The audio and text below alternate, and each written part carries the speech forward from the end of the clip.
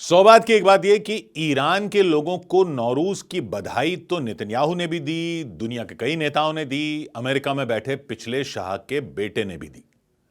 लेकिन इसका इस युद्ध में क्या महत्व है, वो ईरान के बाहर के लोग ज्यादा समझ नहीं पा रहे हैं। ईरान के लोग तो जानते हैं कि नौरूज त्योहार को आयतुल्लाहों का इस्लामी शासन ज्यादा पसंद नहीं करता, लेकिन इस बार इत्तेफाक यह है कि नौरूज पड़ रहा है ईद के साथ। तो क्या है यह नौरूज और क्या मतलब है शाह के बेटे के नौरूज के बधाई संदेश का, वो समझने की जरूरत है। तो नौरूज जो है वो ईरान का बहुत ही पुराना त्योहार है, प्राचीन त्योहार है, 3000 साल से मनाया जा रहा। समझा? 3000 साल का मतलब क्या हुआ?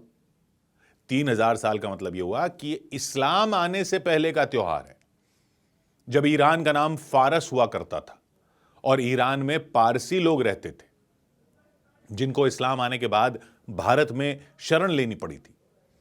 ये टाटा गोदरेज जैसे जो बड़े औद्योगिक घराने हैं भारत में, उनका समुदाय है पारसी समुदाय।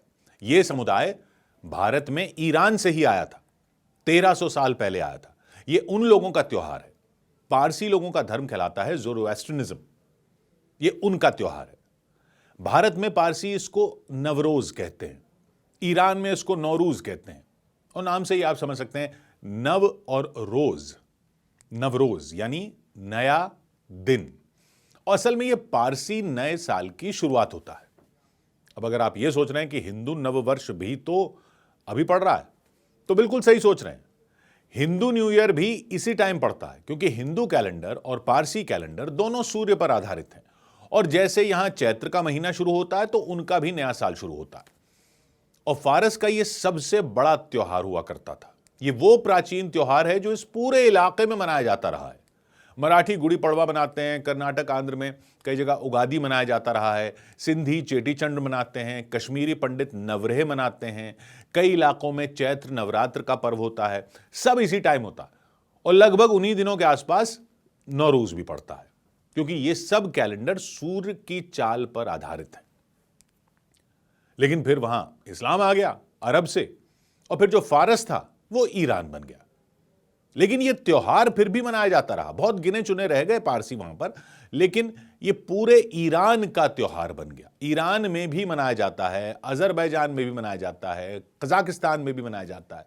यह सारा इलाका इतिहास में अलग अलग टाइम में फारस के साम्राज्य में ही हुआ करता था, तो संस्कृति अब भी वही है। यह वहां का नया साल है।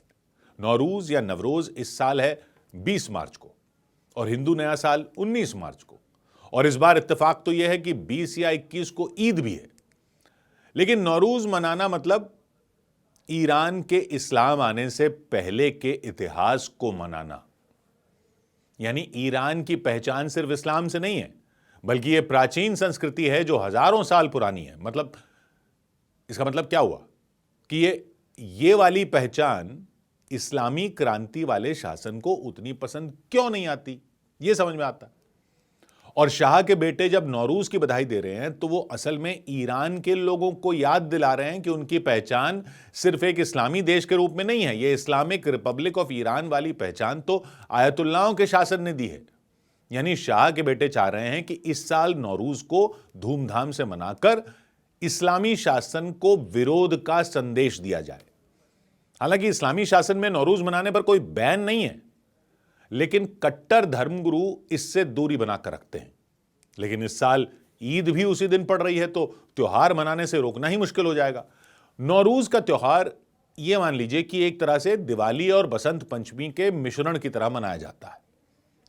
प्रकृति के नए सीजन का स्वागत होता है, अच्छाई की बुराई पर जीत का पर्व होता है, और यह नई शुरुआत का उत्सव है। लोग घर पूरी तरह साफ करते हैं जैसे दिवाली पर हिंदू करते हैं, नए कपड़े पहनते हैं जैसे दिवाली पर पहने जाते हैं, और परिवार और दोस्तों से मिलते हैं। सबसे खास होता है नवरेज पर एक मेज सजाई जाती है जिसको कहते हैं हफ्त सीन। हफ्त का फारसी में मतलब होता है 7, 7। संस्कृत में जो सप्त होता है, फारसी में वो हफ्त होता है। 7 दिनों का सप्ताह होता है, वही हफ्ता होता है। तो नवरोज में 7 चीजें रखी जाती हैं और उसको कहते हैं हफ्त सीन। सीन फारसी में स अक्षर को कहते हैं। तो हफ्त सीन में 7 चीजें रखी जाती हैं जिनके नाम फारसी के स अक्षर से शुरू होते हैं। इनमें नए जीवन का प्रतीक अंकुरित अनाज होता है, अच्छे स्वास्थ्य का प्रतीक सेब होता है, सिरका होता है, लहसुन होता है, वगैरह वगैरह 7 आइटम होते हैं। और इससे पहले एक आग जलाई जाती है जिसको कहते हैं चाहरशनबे सूरी, और लोग आग के ऊपर से कूदते हैं। ये करके पारसी लोग मानते हैं कि पुरानी बुराइयां चली जाती हैं। पारसी धर्म में अग्नि की उपासना की जाती है। तो यूनेस्को ने भी इस पर्व को दुनिया की प्राचीन अमूल्य विरासत घोषित किया हुआ है। रजा पहलवी ने, यानी पिछले शाह के बेटे ने, ईरानी लोगों को नौरूज की शुभकामनाएं देते हुए कहा कि यह नया दिन ईरान की पुरानी पहचान और आजादी की उम्मीद का प्रतीक है।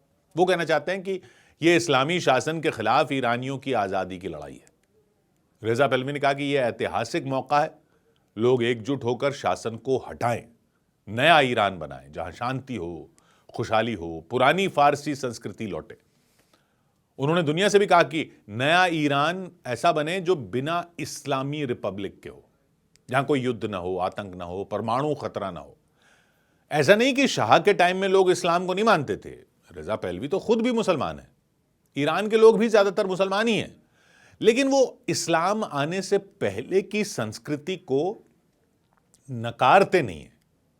इसीलिए आयतुल्लाहों के शासन ने न चाहने के बावजूद नौरूज की परंपरा, वो नहीं चाहते लेकिन उनके बावजूद नौरूज की परंपरा वहां चलती रही। 7वीं सदी में अरब जब वहां आए और इस्लाम फैलने के बाद भी ये ऐसा त्योहार रहा जो मनाया जाता रहा। 1925 से 1979 तक के शाह के राज में तो इसको बहुत बढ़ावा दिया गया। शाह ने ईरान की प्राचीन महिमा पर गर्व करने की संस्कृति को बढ़ावा दिया कि ईरान की पहचान सिर्फ शिया इस्लाम से नहीं है, हजारों साल पहले से। उनका मानना था जो फारस था वही ईरान है, जो फारस का इतिहास था और संस्कृति थी उस पर आज के ईरान को भी गर्व करना चाहिए, उसे नकारना नहीं चाहिए। लेकिन 1979 की इस्लामिक क्रांति हो गई। इस्लामिक क्रांति के बाद शाह का Iran Islamic Republic of Iran बन गया। आयतुल्लाह खुमैनी और बाद में आयतुल्लाह अली खामनेई ने इस्लाम को सबसे ऊपर रखा। उन्होंने पुरानी फारसी संस्कृति यानी इस्लाम आने से पहले की संस्कृति को अग्नि पूजा कहा, बुत परस्ती कहा और कम महत्व दिया। इसलिए नौरूज को इस्लामी शासन में कभी पसंद नहीं किया गया। इस्लामी शासन कोशिश करता है कि नौरूज ज्यादा बड़े पैमाने पर न मना जाए, और जब लोगों को पूरी तरह नौरूज मनाने से वो रोक नहीं पाए तो उन्होंने ये जोर देना शुरू किया कि हफ्त सीन में जो 7 चीजें रखनी है उन पर कुरान को भी रखा जाए, और आग पर कूदने जैसे रिवाजों पर रोक लगा दी गई। यह कोशिश की गई कि ईरान का सबसे बड़ा त्योहार ईद हो, नौरूज ना हो। अब इस साल ऐसा हो रहा है कि नौरूज के दिन ही ईद पड़ रही है। तो इस्लामी क्रांति के बाद आया आयतुल्लाहों का शासन तो ईरान की पहचान सिर्फ एक इस्लामी देश के रूप में रखना चाहता था और पुरानी फारसी संस्कृति को वो खतरा मानते आए।